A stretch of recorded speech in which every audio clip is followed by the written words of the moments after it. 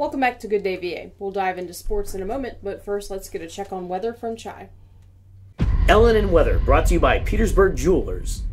Hey, the weekend kicks off with weather that is sunny. It's great to get out there in the sun with highs in the 60s and lows in the upper 30s and low 40s.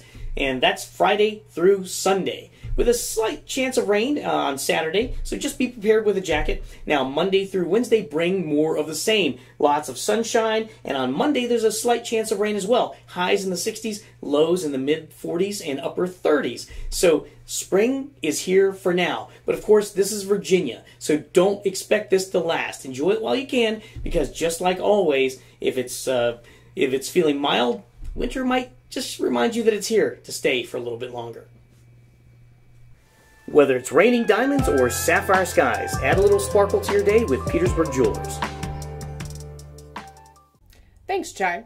Gee, the Super Bowl brought an end to the football season, but believe it or not, there are still a few things happening in the world of sports.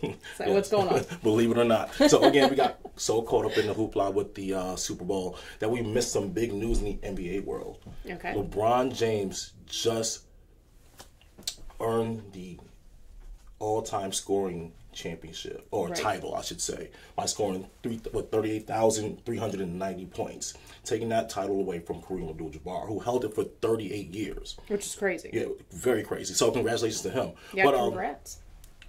I do want to talk about some things in reference to that, though. Okay. All right, so when he needed 36 points to score, 36 points to earn the title, he ended up scoring 38. Now, once he scored his 38 point, there was a little bit of mixed emotions on the bench. A lot of the guys jumped up and celebrated with him, but some guys were still upset, or not. I don't want to say upset, but they weren't happy. Not because they didn't want him to win the scoring title, but because they were losing the game. So a guy like Anthony Davis, I don't know if you saw that. No. So, do you guys think that he was rightfully upset in that moment, as opposed to celebrating with LeBron James, who just, again, won the all-time scoring championship, or title, I should say? I can see that one both ways. Okay. Because, I mean, they did stop the game. They played a video Absolutely. up on the monitor and everything, and yeah, they had quite a moment there. I can see where that some players could think this is distracting, Right. and our heads are kind of slipping out of the game, right, when we right. need to really be focused on Right. winning the game. Mhm. I think, didn't they ultimately lose? Did they ultimately They did lose the game. Yeah, so that's kind of a... Yeah. When you end up losing the game, that kind of speaks for itself. Right. No, I think that's completely ridiculous. This is a moment in history, rarefied history. Like Absolutely. you said, it's been 2-3 generations of people come through and not touch this. So can we just take 5 minutes and just stop and recognize that this might be the greatest person to play this sport, and that numerically he's proving it, and not get completely offended because you want to win this game this one particular season. That seems selfish to me for him to not be into celebrating what LeBron did. But it seems like they could just as easily have a big celebration at the end of the game. Right. Rather than stopping right in the middle, stopping all the action. Everyone's kind of just standing there.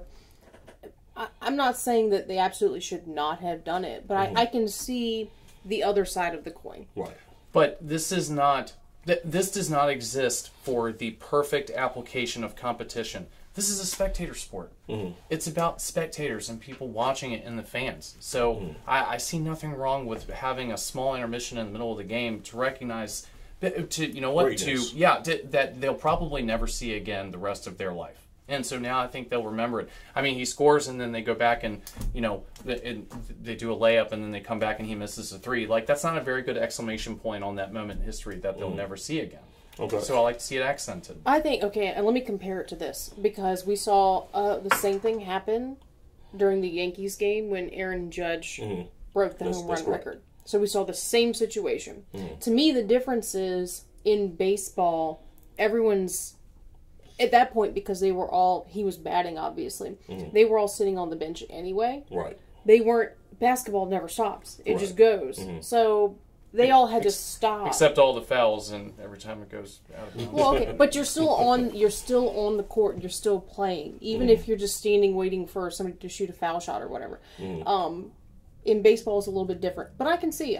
I'm not, like I said, I'm not against them stopping the game. I think it was appropriate for Aaron Judge, and I'll say it's appropriate for this. I'm just saying that I can kind of understand where a player who really wants to win the game would be a little bit upset. Like, why are we stopping? We should just keep going, win the game, and then have a really big celebration. Absolutely. Okay. So, both of you guys make really good points here. So let's put this in perspective, because the Lakers, who LeBron plays for, they're currently 27-32, right? Meaning that they are in danger of possibly missing the playoffs because they're in 13th place in the West Conference. As they should. In the Western Conference.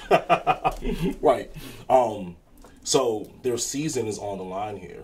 You know, they missed the playoffs last year, and they're looking to, you know, the goal is to win the championship. Does Anthony Davis have a leg to stand on, and when we put it in that perspective? At that point, are you raising up? You have this really great player on the team, but at that point, are you prioritizing one good player over the entire team and the success of the entire team? Right. It's not didn't like they do that when they it's not signed like, him? but it's not like it's not like they stole the title from another team. It was already held by a Laker. Right. So it didn't. You see what I'm saying? Like, A Laker from a different generation that nobody in the but stands it's ever still saw play. their team. It's still the Lakers. So I mean, it's not like, you know, their arch nemesis. They stole the title of. But it's abstract and academic at that point. I mean, you know, people talk to me about how great a President Kennedy was. I don't know. I never saw him. So if I get a new Kennedy, that will be my new Kennedy. Gotcha. Gotcha. Yeah, Gotcha. I mean, come on. Sub 500 team shouldn't make the playoffs anyway. So it's over again. They blew their wad on LeBron, and now they got B minus C plus players. It is what it is. If you want to do that and sign, you know, a freak of nature who's, you know, going to be the highest paid guy in any sport in the world because he's amazing, this is the trade-off. You're going to sell jerseys. I will say, I agree. If you're going to sign a big name, you have to have the rest of the team structure to support that person. Tom Brady and the Bucks, for instance. You know, they had a not so great season not to bring it back to football, bringing it back to football, but same situation where you don't have enough. Tom Brady and the Bucks sounds like a band. Yeah.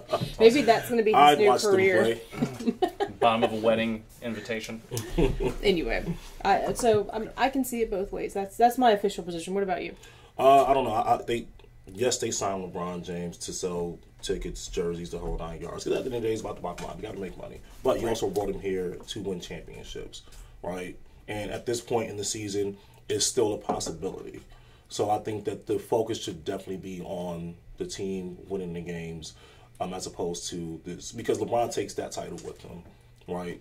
Right. Yes, it benefits the organization monetarily, because, you know, people are going to want to buy tickets to that actual game or that specific game, you know. But ultimately, when it goes down in history, they're going to say, how many championships does this organization have? Does it benefit the Lakers, or does it benefit LeBron? He's going to be the one with all the shoe deals and all of that stuff, and the Lakers benefits both, because then people are going to bring their kids to go see the all-time scoring leader before he retires. I mean, I think it's bad business to not put as much emphasis on that historical moment as humanly possible in order to project future sales.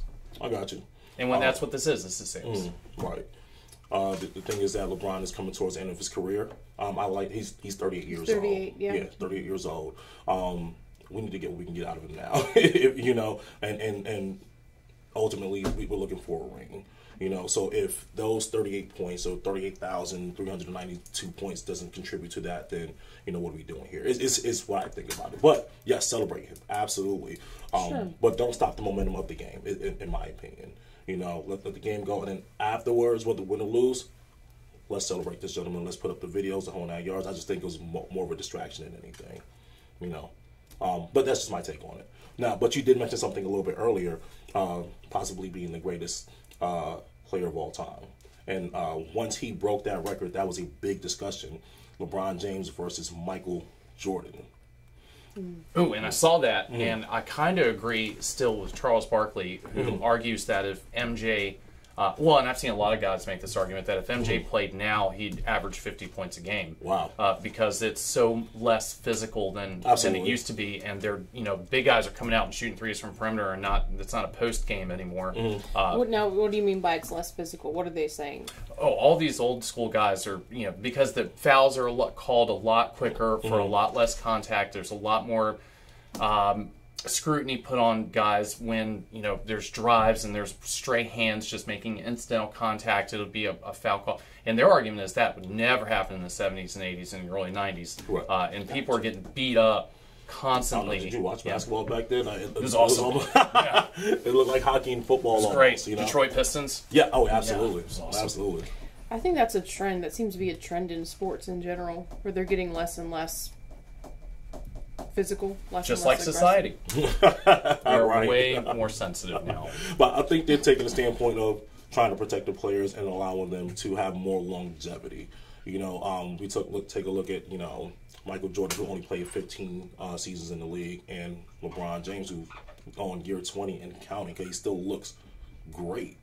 Do you think that having these really good players stay around for longer, the Bradys, the LeBrons, do you think that is taking attention away from up-and-coming potential players? Is everyone still so focused on them for a longer and longer time that we're not getting as many new stars rising from as younger people filter into the leagues?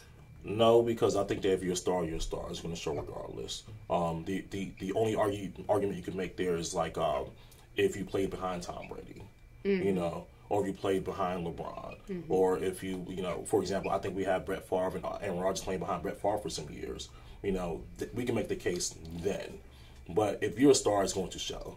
I don't think that has nothing to do with these athletes staying around longer and longer. If you're great, people are going to know. Yeah, I think it's sad when these guys go away. Absolutely. Lionel Messi's still playing in Paris. He's in his mid to late 30s, and every game is still beautiful because it's not going to last forever. Right. So you give as many people a chance to see these guys as humanly possible for as long as they can. Absolutely. Because I think that if LeBron was able to play for, not LeBron, but Michael Jordan was able to play for 20 years, a lot of these guys who are now coming up and just hearing the stories would actually have something to debate about and say, you know what, I actually did see Michael play. Look, it was important he played minor league baseball. Okay? Right. It was vital. Okay. Why did he do that? Goodness gracious. I'd like to see some of them, like maybe a Tom Brady or somebody, once they're, it's football, it's basketball, they're more physical. I'd love to see them jump into a different sport that's less traditional and less physical. Maybe let's watch Tom Brady golf.